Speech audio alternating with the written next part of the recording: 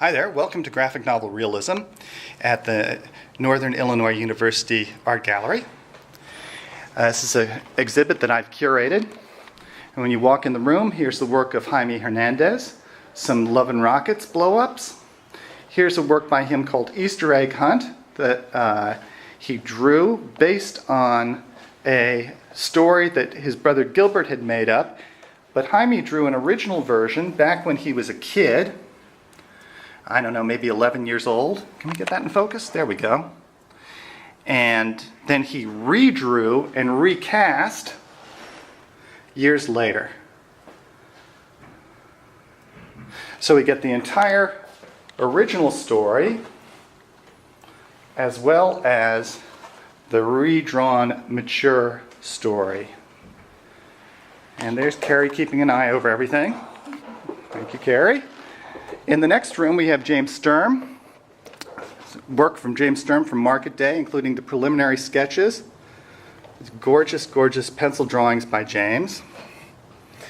Here's the sketch that we used for the brochure, combining the sketch with the inked version over here.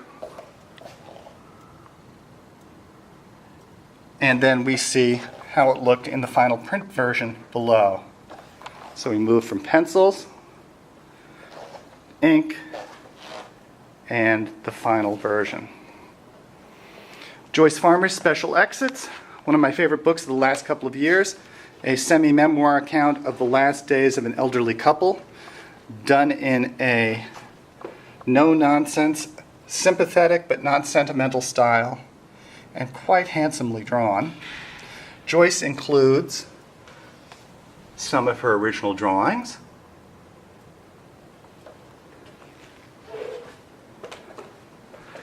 as well as some resource material that she used. Here's some actual objects that she gathered from the family's collection and used as reference in the book, as well as some wonderful family photographs. Here are the two protagonists from the story, the couple, the elderly couple, along with Joyce's preliminary sketches. Some very nice family photos. Photos of the original interior of the room, that is actually one of the major characters in the story, and Joyce's preliminary sketchbook work.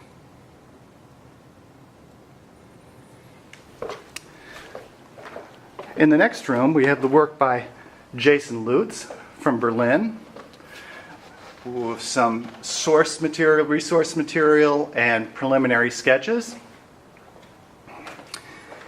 And the breakdown for this sequence, which is shown in its entirety below. Jason's beautiful pen and ink and brush drawing.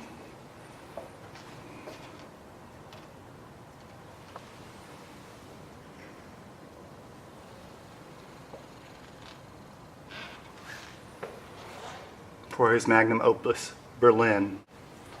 On the next wall, some work by myself from The Ride Together, a memoir that I wrote with my sister Judy, chapters of prose written by Judy, interspersed with chapters in comics written and drawn by myself, that tell the story of growing up with our oldest brother, who is on the autism spectrum, and what it was like to grow up in this family.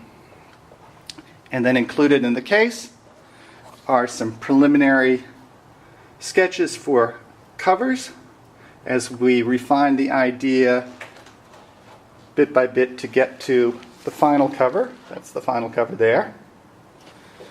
Copy of one of about a dozen complete mock-ups of the dummies for the book, rather, and some reference material that I used in the book.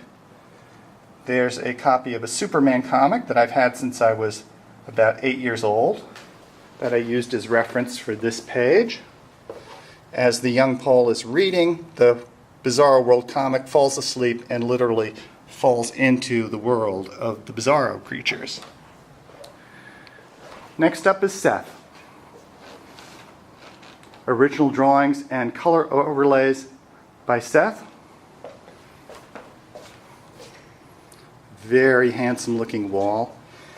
And these are swell, these color overlays just by themselves. Seth lent us lots of work, preliminary process work, sketches, drawings, sketchbooks. There's the original sketch design for the cover of George Sprott, as well as a tracing paper overlay, an enormous sketchbook. Original pages for George Sprott.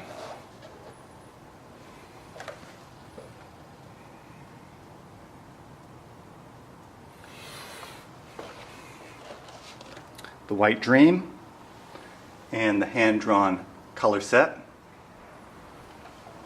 And a case of books and research material that he used for this story. There is the printed version of The White Dream from the New York Times Magazine section. Here's a book that I have to add to my bookshelf one of these days, From Soupy to Nuts, A History of Detroit Television, TV Land Detroit. An LP of the day in Algonquin Park, Sounds of Nature. And two cardboard models that Seth built out of corrugated cardboard. I understand that he has got an entire city in his basement built like this so that he can have a better grip on the environment in which his characters live. And finally, in this room, we have preliminary work by Mark Newgarden and Megan Montague Cash for their wordless children's book, Bow Wow Bug's a Bug, starting from a very early concept sketch on tracing paper through the rough sketch of this sequence where Bow Wow turns around to find himself pursued by enormous bugs, a whole flock of them. This is the only wall that we painted. We painted it the color of Bow Wow.